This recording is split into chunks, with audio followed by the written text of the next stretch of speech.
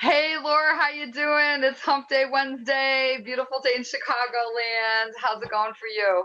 I'm doing well. We have some hot weather today, and I hope everybody's keeping cool. We're so excited today. We have somebody that I think is such an inspiration to so many people. I just happen to know her, so I feel privileged. Um, this girl, her name is Alise Pape. She's 26 years old.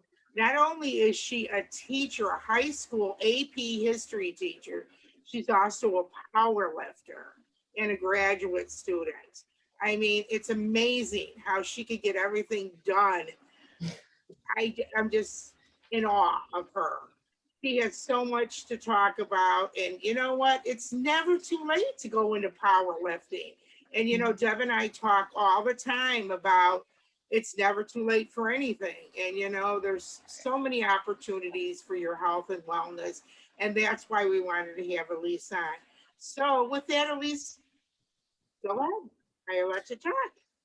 All right. Well, thank you, Debbie and Lori, for having me here today. I'm excited to chat with you guys about this. It is a passion of mine, and I've been doing it for years now. And so it's something I love and would love to introduce other people to. So my name is Alise Pape. I am a 26-year-old AP US history teacher. I work at Lincoln East High School in Lincoln, Nebraska. I'm actually not a Nebraska native. I'm originally from Chicago, Illinois. That's where I was born and raised, and my mother currently lives.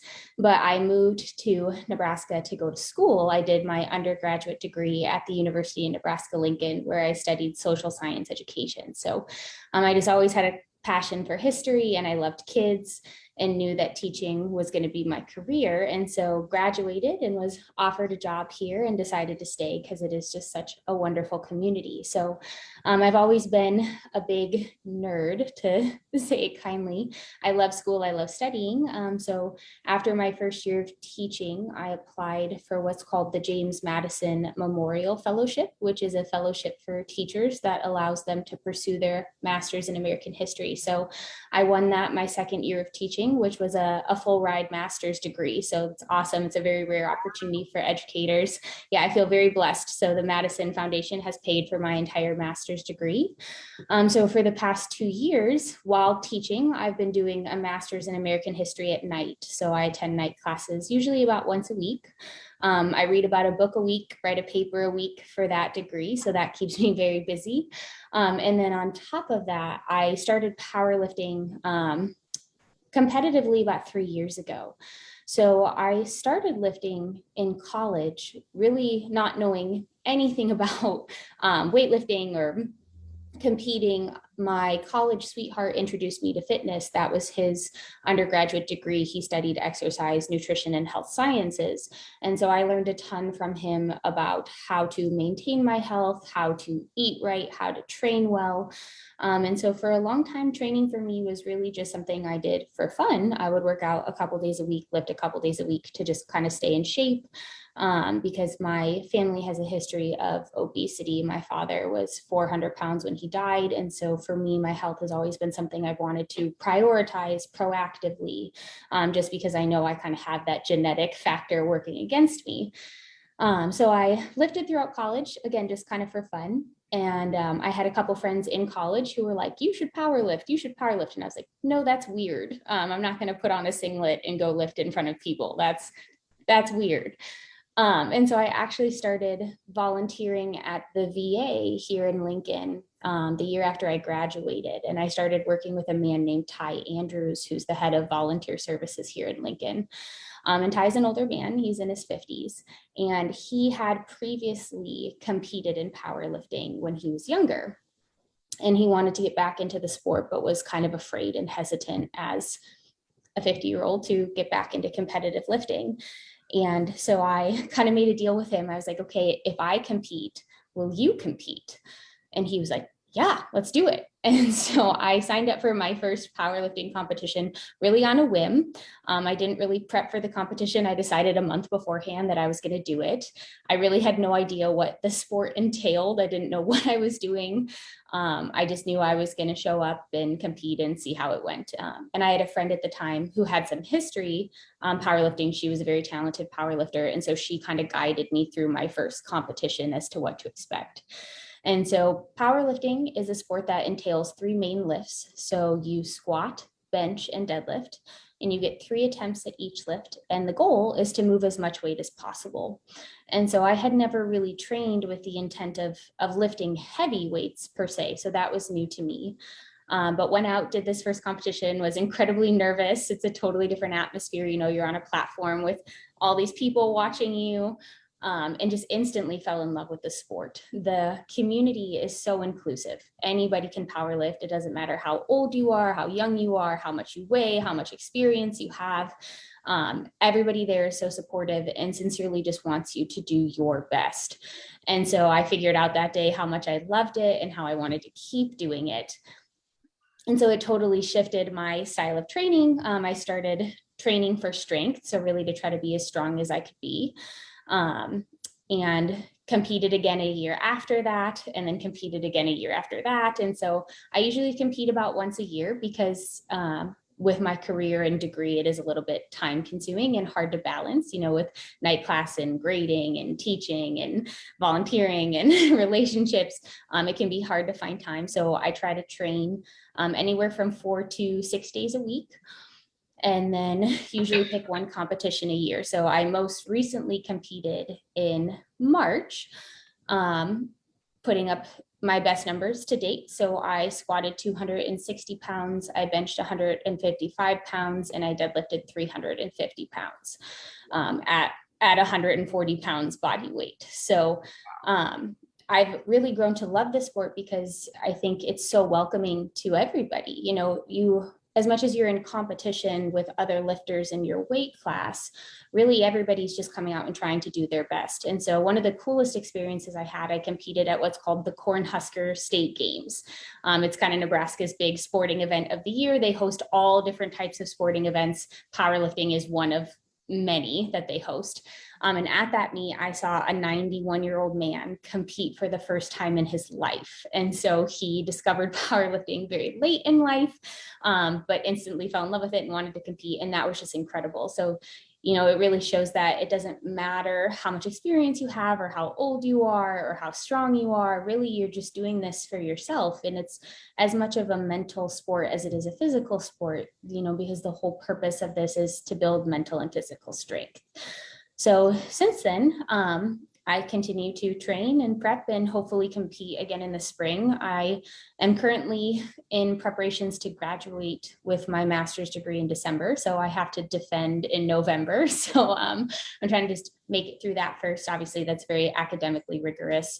So if I can survive this semester of taking a course and going back to school full time and defending my master's degree, then hopefully I'll be able to compete again in the spring. So that's a little bit about me and my story. Do you guys have questions for me?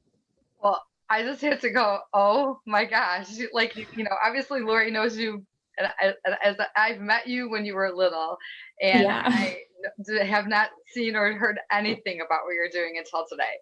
And I'm blown away. I think your work ethic is incredible. You have such a passion for everything you do. And you are definitely, your personality is just so sweet. What's so cool to take away from everything, your message of the whole entire thing, is that it doesn't matter if it's the weightlifting. It doesn't matter if it's something else, some other sport or something. I just heard of somebody the other day who just took up pickleball.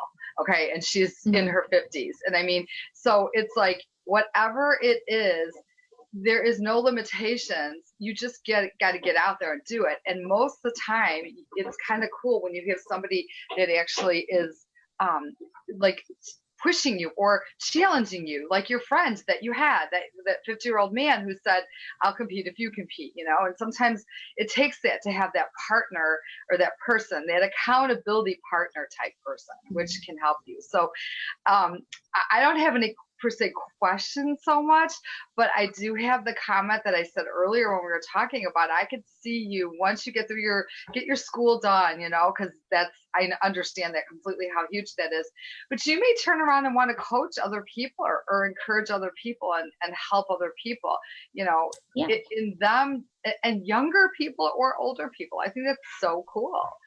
Absolutely. I'm gonna turn to you, Lori. or two. Oh, you have anything else to say, Alise? I'm sorry. Well, I was going to say, yeah, I'm actually graduating in December with my first master's degree and then starting a second master's degree the following June.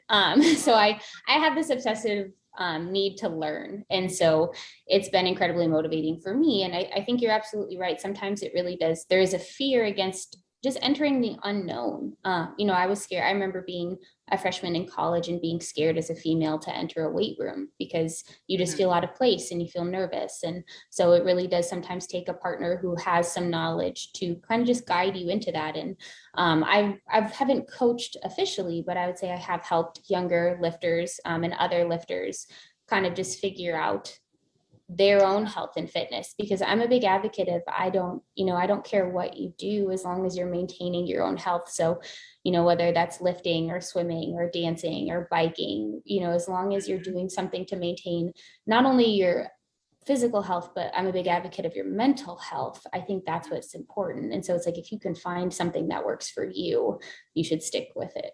Mm-hmm. Yeah, I think that's amazing, Alise. I'm just so fascinated by, I could see you doing a podcast or just mentoring people. Oh, yeah. I'm listening to you and I'm like so excited because, I have my disabilities and sometimes I just sit around and feel sorry for myself. And I don't want to push myself to that next level because I'm hurting. And you just inspired me to start thinking that I need to go back to the gym and start swimming again.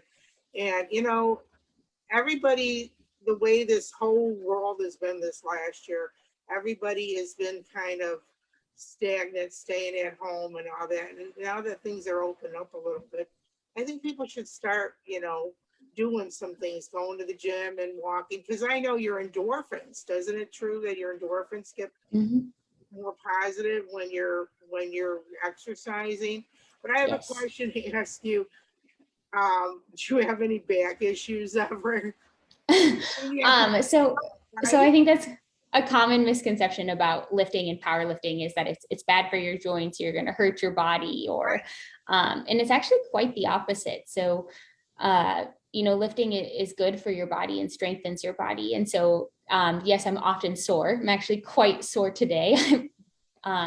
Hit a double deadlift yesterday, pulled 330 pounds twice. So that was a personal record for myself. So yes, I'm physically sore. My back hurts in terms of muscle soreness. But in terms of injuries, I've been very fortunate and not had some. I think in reality, everybody has injuries and things they have to work around. So I have, naturally, I have hip impingement. So I have a bone growth on my right hip that catches my labrum. So when I squat, often I catch that labrum and it causes inflammation. It's really painful, sometimes so painful to the point where I can't walk for a couple days.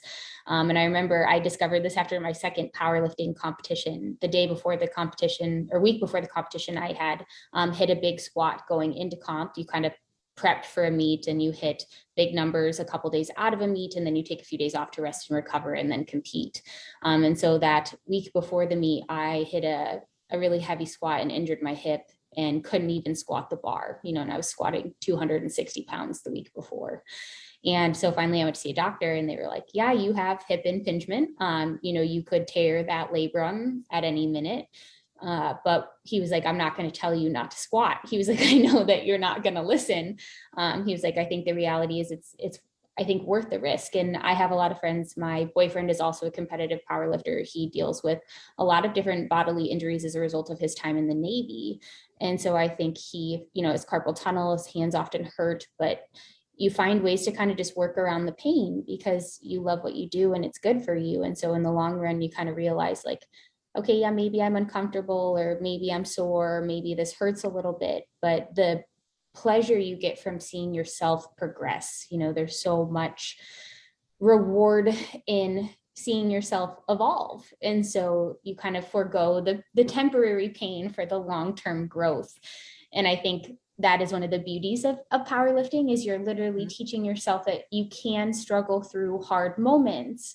And you can do things you didn't think you were capable of. And that translates so much to your daily life. It's not just strength in the gym. It's for me, it's strength in my classroom. It's strength with kids. It's strength in my relationships. It's strengthen my academics. It's taught me really to be persistent and to have grit in all areas of life. Yeah, that is amazing because, that's what happens, people hurt a little bit and then they don't want to do something. I just think it's remarkable how you have such an ambition for everything. And I think it's amazing. And you're such an inspiration to people. I really, really think that you should think about when you get your stuff all together and you're done with your master's about doing a podcast, because you are such a positive influence to people. Especially being a woman, lifting as much as you are, getting up and just keep continuing to do what you're doing. Sorry, puppy. Ella, it's okay. Ella. I don't know what she's freaking out at. That's all right. We have my cats going in the background. But don't worry about it. But I just want to say that we want you to put on pictures of you lifting, because I think it's amazing. And we welcome you to put any single thing you want to put on our Facebook page to inspire anybody. We're all about positive things. We want people to read our posts and get that feeling of, I could do this with anything they're trying to do. So, and that's why we were so fortunate to have you come on and we were able to talk to you. Do you have anything more, Alise, that you would like to say? No, but I guess I would like to encourage people. There are tons of resources, so if this is something you're interested in terms of powerlifting or lifting in general, all local communities have gyms, all local communities have coaches. There are coaches that coach purely online. There are coaches that coach in person. So there's all kinds of avenues to get into this and to learn more about it. And I would encourage anybody who, is thinking about taking that next step with their health to hire a coach to do it. Because I'm not an expert, but I've had multiple coaches throughout my 6-year stint of lifting. And I didn't teach, I coach myself now, but I was taught by so many others. The amount of people who have contributed to my knowledge of nutrition or fitness I can't list all of them. So I think there is no fear and no shame in saying, I don't know anything about this, but I want to know something about this. I want to be better at it. And anybody who lifts or enjoys fitness is going to be more than happy to help you because they want to see you be successful as well. So I will definitely put my contact information on the page. If anybody has questions, they can absolutely ask me. And I would encourage them to just take that next step in taking care of themselves. That's great. Awesome. I just have to say one last thing too to bring to the table here is that the kids that you teach are very blessed because they have a role model. And I don't know in Nebraska exactly the dynamics of the high school that you're teaching at, but that's a very critical age for a lot of young adults to look for people and to look to strive. And, if anybody has the dream of doing anything, having somebody like you there as their teacher is just such a great bonus. So keep it up. Keep it up. Thank you. It's just great. It's just great. With that, I just want to also say to any, we're just excited about all the people that tune in and listen to what we have to say and what we've got to share. And we encourage, for you and anybody that to share our For the Health and Wellness of You Facebook page, because, now we're striving to hit 1,000, and each place and each little stepping stone that we get, it encourages us to be able to get a hold of more and more, information that we can share. And we're going to be migrating that into YouTube. And right now we will go onto my YouTube, but we're going to be having a For the Health and Wellness of You YouTube. And we just have so much up our sleeve. Lori and I think of stuff all the time that we've been compiling, plans for future. So we're thankful that you spent this time with us, Alise. It was great. Loved your story. And Lori, I'm going to let you close us out. Oh, yeah. Thanks, Alise. We really enjoyed having you on, and we look to have you on again in the future. All right, everybody, let's get motivated. It's Wednesday, and I'm going to say have a great day. Yep. Enjoy the weather. Thank you. Bye-bye. Bye-bye. Thanks. Bye. Take care, everybody.